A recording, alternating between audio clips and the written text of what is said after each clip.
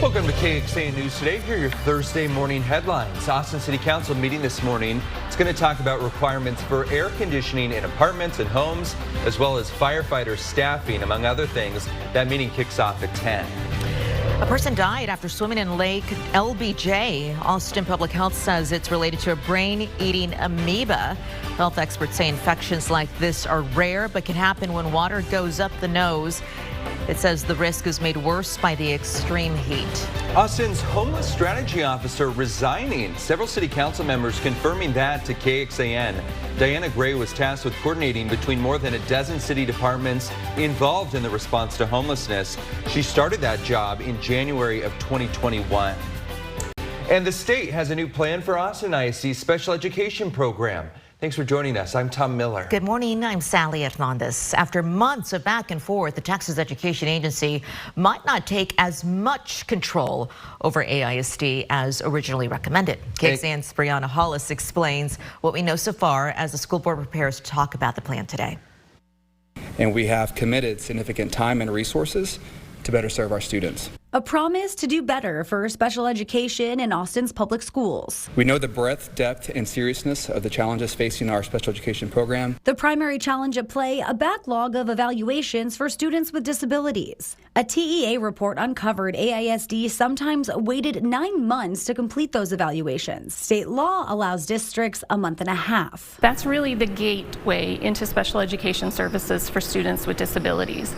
Without that timely and full evaluation, services don't start. In March, the TEA recommended that state officials step in to direct operations for AISD's special education program. AISD appealed that recommendation, and the district says TEA has now offered an alternative plan that's less extreme than the original intervention. The district, however, couldn't disclose the details of that plan just yet, and the TEA had no comment. It's worth noting just how far we've come. AISD says the district has tripled its evaluation staff and made improvements when it comes to catching up on evaluations. The pending evaluations have decreased by approximately 35% since January 2023. The superintendent could not provide the current number of overdue evaluations when KXAN asked. This is an important agreement that we have a lot of hope in the fact that this will speed up that process and get services started for those kids who have been waiting an exorbitant amount of time. Brianna Hollis, KXAN News.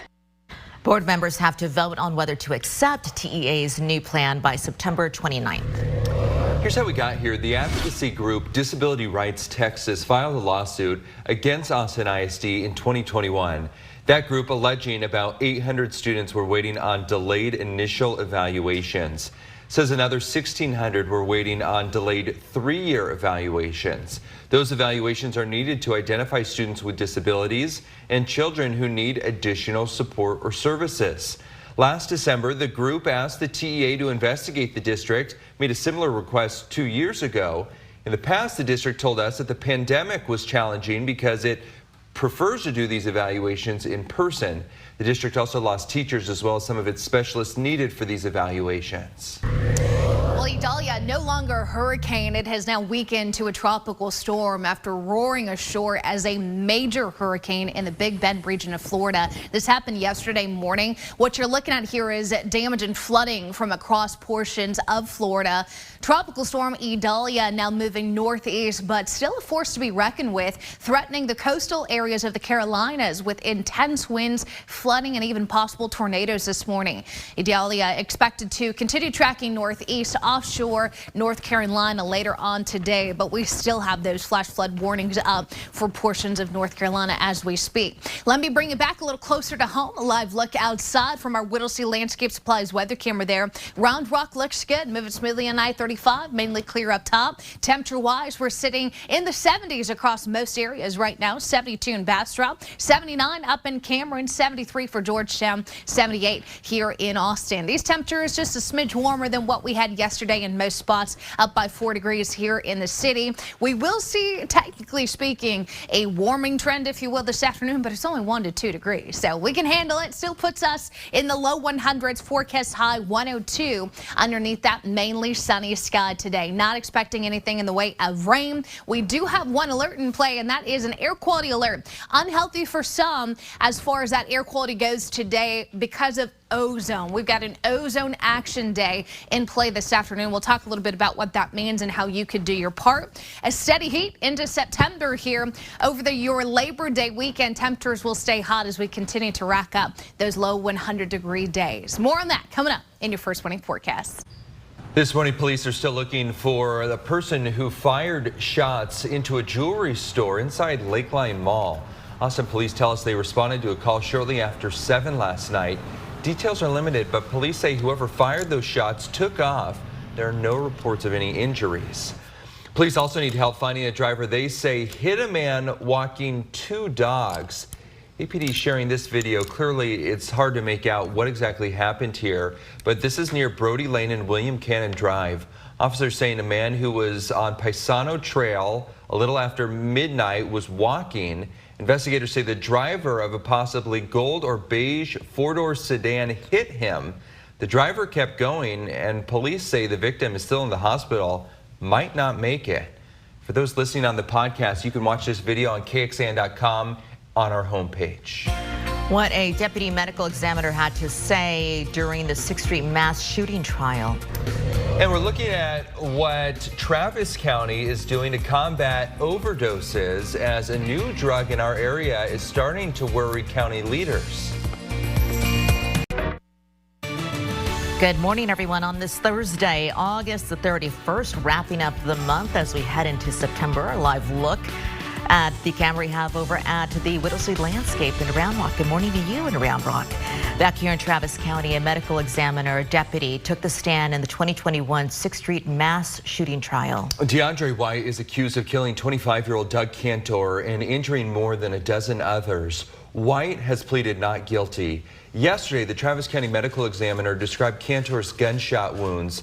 She told jurors that he was shot once through the torso, again through the forearm. An Austin police detective also took the stand talking about phone data tied to this case. And the jury heard from witnesses about their experience of what they saw and heard that night. We continue to follow this case closely. And to read more about the testimony, you can find this story on KXAN.com, our homepage. Still ahead, as State Board of Education members are meeting this week in Austin, we're looking at the topics they're talking about here in town. How will the state respond after a judge sides with cities in a major hearing when it comes to a law banning cities and counties from passing ordinances inconsistent with state law? Good morning. A live look up from the Domain, our Indeed Tower camera looking out at Q2 Stadium and beyond in North Austin. We appreciate you waking up with us here early on this Thursday morning. I want to tell you about the State Board of Education. Its members meeting in Austin this week on topics relating to charter schools, science textbooks, and some other instructional materials. Yesterday, Texas Education Commissioner Mike Morath briefed the board, gave updates on education policy, test scores, and a new push for fentanyl awareness in schools. This is actually now the largest cause of death for people ages like 14 to 30 in the United States. And we are trying to do what we can to spread the word to our schools to make sure that they're properly informing both parents and kids of this plague. The board is scheduled to continue its meetings through Friday. For the first time in Travis County, the medical examiner says people are dying after using a tranquilizer for horses. Travis County medical examiner said it is the first time he has seen these kind of results. At least 4, possibly 5 people who died from overdoses last month had xylazine in their system. County says that xylazine is being mixed with other potentially fatal drugs like fentanyl. The ME says the drug adds a dangerous new layer to the county's fight against fentanyl. It was initially studied for use in treating high blood pressure, but it was never approved for human use due to very adverse side effects. And by the way, xylazine does not respond to naloxone or Narcan, which reverses an opioid overdose. County leaders say because the drugs are often mixed, it's still best practice to give someone Narcan during an overdose. Continuing our Idalia coverage, wanted to show you more damage video. This is out of the state of Georgia. That storm hit Georgia at hurricane strength yesterday. Police say a man died after a tree hit him. The victim was actually cutting a tree on a highway when another tree fell on him. And footage shared by On Point Property Maintenance in the state of Georgia showed downed trees in the middle of a road outside Valdosta, a city in South Georgia. The maintenance company said they were trying to clear the road to get to a person's home there. So clearly the damage that we were afraid of unfortunately came to fruition, not only for the state of Florida, but in Georgia as well. And problems in the Carolinas, South Carolina, North Carolina. I've seen video of major flooding in Charleston. I mean, this had a big impact. For sure. And we knew because it was moving so fast, it was going to retain its strength and bring multiple states impacts here. Let me show you where what is now Tropical Storm Idalia lies. And you can see this storm is slowly spinning its way over the coast of South Carolina, North Carolina, getting most of the heaviest rain there on the northern side of this system. The blue polygons indicating flash flood warning. So too much rain in too short a time. They're going to be dealing with this for the next several hours, but eventually Idalia will move offshore and no longer be an issue for us as we get into about dinner time this evening. I'm expecting those impacts to last through about midday. Here at home, quiet. I mean, there's nothing across the state of Texas except from mainly clear sky. We can see that on our Indeed domain camera here. Temperatures yesterday morning unseasonably cool in the upper 60s to low 70s, getting a little closer to normal this morning with those temperatures sitting comfortably in the 70s across central Texas right now. 73 in Bastrop, 73 Georgetown, 78 here in Austin, but lower 70s as you get into the hill country. Day planner shows those 70s warm into the 100s today. If you've lost count, today would be 69 that we see that triple digit heat here in Austin. That'll tie us with 1925, but I think we're going to fully take hold of that record as we get into tomorrow. Those low 100s will continue.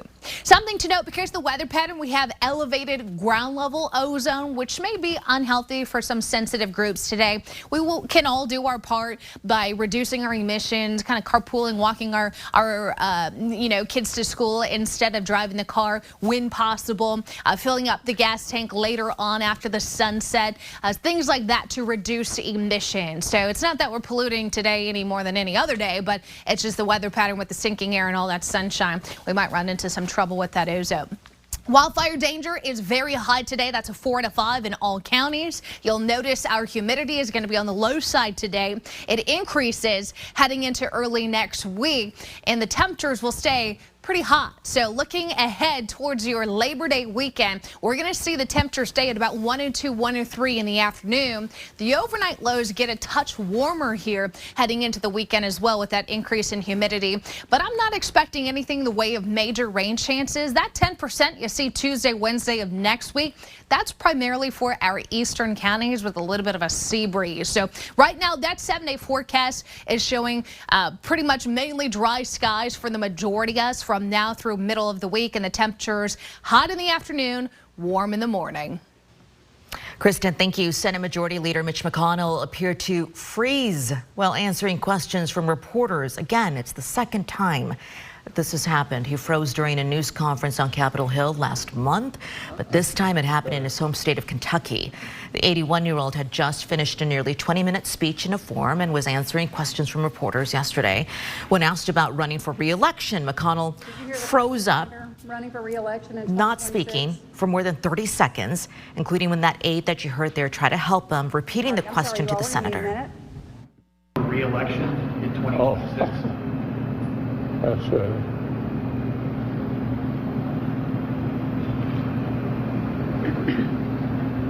Did you hear the question, Senator? Running for re-election in 2026? Yes.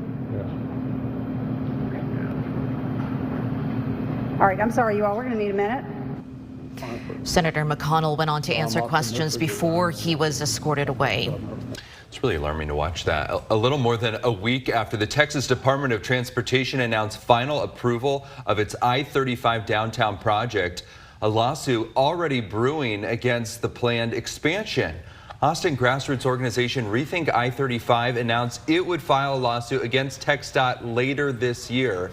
The litigation is focusing on TxDOT's I-35 Capital Express Central project, So for a refresher, that's the $4.5 billion 8-mile expansion running through downtown Austin. Several Austin City Council members, community groups, and citizens joined Rethink 35 Wednesday, denouncing the planned expansion and highlighting its impacts on surrounding neighborhoods.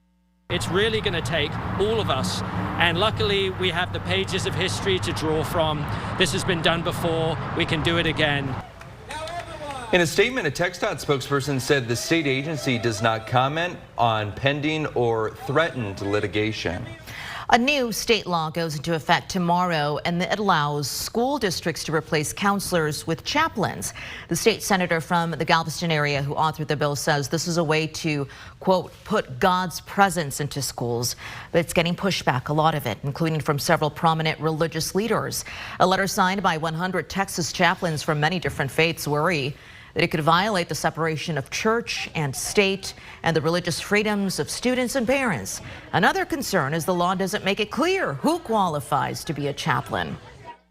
This is not a political, partisan fussiness. This is a very serious concern on the part of people who really know what they're talking about. I don't think this is one faith against another faith or one faith feeling particularly threatened. This is all of them saying this is equally a problem for all of us. The law does not require schools to employ chaplains, but it does require that all school boards take a vote on whether to allow it. Going in depth on this, school districts are also having to talk about a new law on campus security. Starting tomorrow, all campuses in Texas are required to have an armed guard. If schools can't make that happen right away, they have to ask for more time to come up with an alternative plan. Several districts say they are lacking the personnel for funding to meet that deadline. Not everyone in Austin is following the latest water restrictions. Since Austin Water toughened the rules 2 weeks ago, the city's water utility has issued 9 citations. Austin Water told KXAN 5 citations were given to commercial customers and 4 to residential customers. The utility said it has received more than 1,000 watering violation reports through 311 and has sent warnings to customers. Austin Water said enforcement staff members have spent 105 hours patrolling since the tighter rules went into effect. We are digging into more details about a new partnership between the University of Texas and Samsung. The announcement is expected to happen tomorrow morning. We know that it's a forum about the future of the tech industry and UT Austin's semiconductor research. And we also know Senator John Cornyn and Congressman Lloyd Doggett will both be there. They're scheduled as speakers. We'll let you know what they announce. Let's talk a little football. Longhorns are entering football season with even more excitement than usual. Team says this year feels different and hopes the hype is warranted. The season kicks off Saturday against Rice, and Noah Gross gets you set for the matchup. Well, even when there seems to be not a whole lot of reasons for expectations to be high around this Texas football program, they still are. Now there's plenty of reasons for those expectations to be high as Texas is picked to win the Big 12 for the first time since 2009. A lot of that success is going to rest, of course, on the shoulders of quarterback Quinn Ewers, who seems to be night and day from his first year starting. I think Quinn and I have gotten to a really cool space of communication and understanding. I'm able to talk to him about the minutia in plays and in defenses and things going on, and he's worked at it. I feel like I'm a lot more comfortable in the system, and which ultimately leads to confidence. So I just feel a lot more confident in myself. Now on the defensive side of the ball, the quarterback over there is, of course, Jalen Ford, the preseason Big 12 Player of the Year, perhaps snubbed from that award a season ago. He continues to be a leader in earning rave reviews from his teammates. Shoot, Jay Ford's been making a lot of plays through fall camp, punching the ball loose, and y'all see how he got those picks last year in the middle, high pointing the ball. He's still on top of that. The best thing about it is just knowing that, I finally, earned the respect of my teammates in the locker room. And honestly, as a football player, that's probably, the biggest thing you could ask for. Now, come Saturday, of course, Ford, Ewers, and Texas, big favorites against Rice here when they'll take on the Owls at 2:30. Something Coach Sark has tried to preach to his team is you only get so many of these opportunities every year, so have a sense of urgency when it comes to each game week and game day. For now, at DKR Texas Memorial Stadium, Noah Gross, KXAN News. All right, for those listening on the KXAN Today podcast, thank you so much for joining us. Here's what else we're tracking in the 5 a.m. hour of KXAN Today. What's included in Round Rock's city budget as it continues to have one of the lowest tax rates in Central Texas? Thanks for joining KXAN News Today. You can also listen to KXAN News Nightly every weekday after 5:30 p.m. for in-depth coverage on what matters most to you.